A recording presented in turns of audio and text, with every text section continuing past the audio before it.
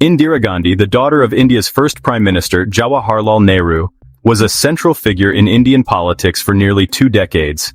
She served as Prime Minister from 1966 to 1977 and again from 1980 until she died in 1984. Known for her political acumen and strong-willed leadership, she was admired and criticized for her policies. Indira Gandhi's tenure saw significant achievements, such as the nationalization of banks, the Green Revolution, and India's victory in the 1971 war with Pakistan, which led to the creation of Bangladesh. However, her leadership was also marked by authoritarian measures, including the imposition of the emergency from 1975 to 1977, during which civil liberties were suspended and political opponents were jailed. One of the most controversial aspects of her leadership was her handling of religious and ethnic tensions, particularly in Punjab. The rise of the Khalistan movement, which sought an independent Sikh state, and the subsequent military operation at the Golden Temple in Amritsar, known as Operation Bluestar, proved to be a turning point in her political career. The roots of Indira Gandhi's assassination can be traced to the political and religious tensions in Punjab during the early 1980s. The Khalistan movement, led by Sikh separatists, had gained momentum with demands for an independent Sikh state. The movement's leader, Jarnail Singh Bhindranwale, and his followers had taken refuge in the Golden Temple, the holiest shrine of Sikhism, and were using it as a base for their operations. In June 1984, Indira Gandhi ordered the Indian Army to launch Operation Bluestar to flush out the militants from the Golden Temple. The operation, which involved heavy artillery and tanks, resulted in significant damage to the temple and the deaths of hundreds of people, including militants, soldiers, and civilians. While the operation succeeded in eliminating Bhindranwale and dismantling the militant infrastructure, it deeply angered the Sikh community, who viewed it as an attack on their faith and identity. The aftermath of Operation Bluestar saw widespread outrage among Sikhs, both in India and abroad. Many Sikhs felt betrayed by the government, and Indira Gandhi became a target of their anger. The situation was further exacerbated by the anti-Sikh riots that followed the operation, in which hundreds of Sikhs were killed. The sense of alienation and resentment among Sikhs created a volatile atmosphere, with some extremists calling for revenge against Indira Gandhi. At 9:15 on the morning of 31st October 1984, Indira Gandhi, the woman who had dominated Indian politics for nearly 20 years, stepped out of the side door of her bungalow to cross the compound to her office.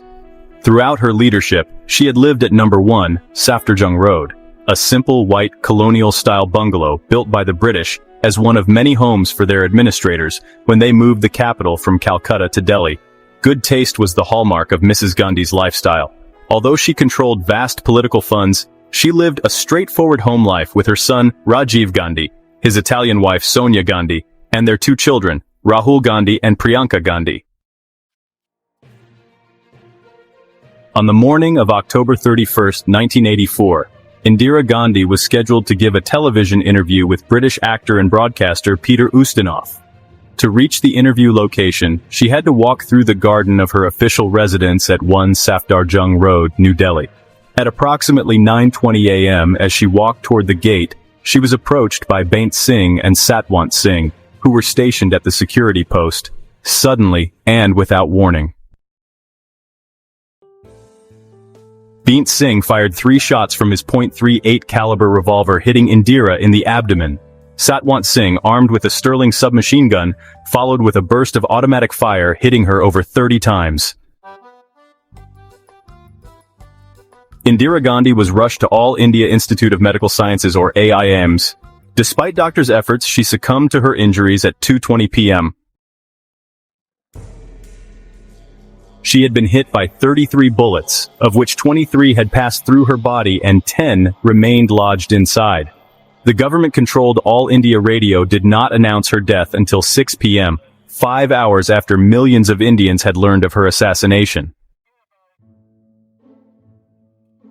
Indira Gandhi's death shocked the world. International leaders sent condolences and tributes poured in from across the globe. In India, a period of national mourning was declared. Rajiv Gandhi, who was campaigning for the Congress Indira Party in the Hooghly Delta near Calcutta, was informed of the Prime Minister's death by the BBC. He flew to Calcutta airport and met his close friend, Bollywood superstar actor Amitabh Bachchan, who told him that his mother had been taken to the hospital. Rajiv Gandhi's first concern upon landing at Delhi airport was for his family, and he asked about his mother's condition and met someone who claimed to have a cure for his illness. Rajiv Gandhi denies breaking down when he heard of his mother's death, stating that he was sitting in the cockpit with the pilots when they took off. Mrs. Gandhi was the first Indian Prime Minister to be assassinated, but the third to die in office. The only hope of maintaining stability was the charisma of the Nehru-Gandhi family, and Rajiv was the heir to that dynasty. Rajiv Gandhi was swiftly sworn in as the new Prime Minister of India in an effort to maintain stability and prevent further chaos. While some hailed him as the right choice to carry forward his mother's legacy, his leadership during the riots remains a subject of criticism and scrutiny. Anti-Sikh riots broke out along the main road leading to the All India Institute of Medical Sciences, and India seemed to be going up in flames. The only state not affected was the Sikhs' homeland, Punjab. In the capital, gangs of hooligans, often led by local Congress Party workers, roamed the streets, killing, burning, and looting at will. Reports of Sikh railway passengers being butchered were ominous reminders of the Holocaust of partition. Exaggerated stories of Sikhs rejoicing at Mrs. Gandhi's death were spread, but there was no truth in the report. Amid this uncertainty, they discovered one of the worst massacres in Delhi, where he found 3 charred bodies on the verandas of houses.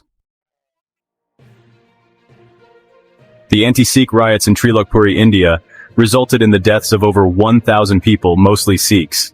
The government admits that the riots were sparked by gangs from outside Trilokpuri and residents who were outnumbered and unable to defend themselves. The gangs attacked the nearby Sikh Gurudwara and moved into Block 32, causing the Sikhs to fight, but being hopelessly outnumbered. The police officers in charge of the area were blamed for the violence, but they were unable to take action.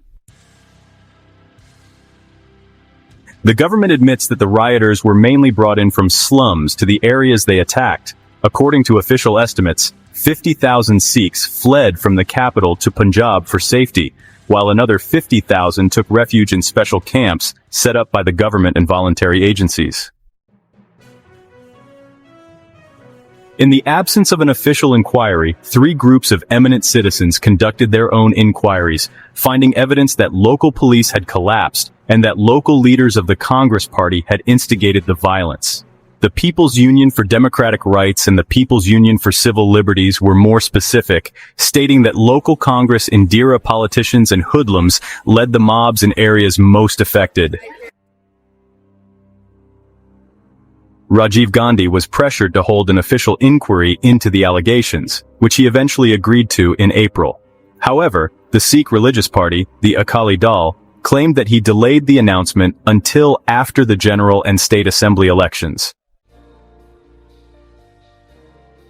The Delhi riots profoundly impacted relations between Sikhs and Hindus, as the assassination of Indira Gandhi by a Sikh shocked the country out of its communal madness. Mrs. Gandhi's assassination by 2 Sikhs might have shocked the community out of its anger over the attack on the Golden Temple.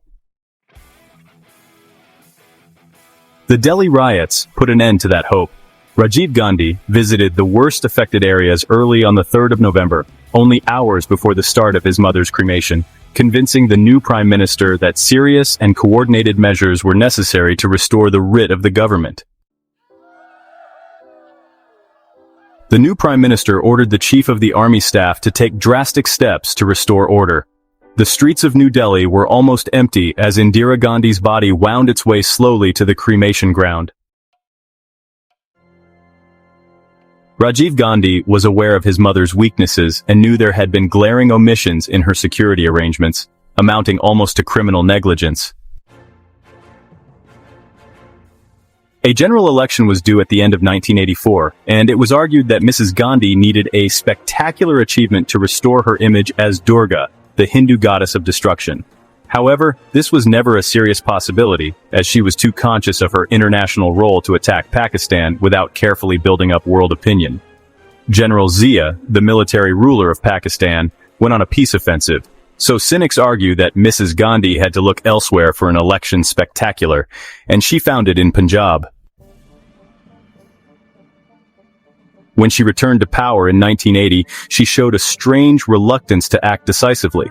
By 1984, her reputation had slumped again, with unrest over illegal immigration in Assam, Uttar Pradesh, and Punjab, and by-elections going badly for her Congress.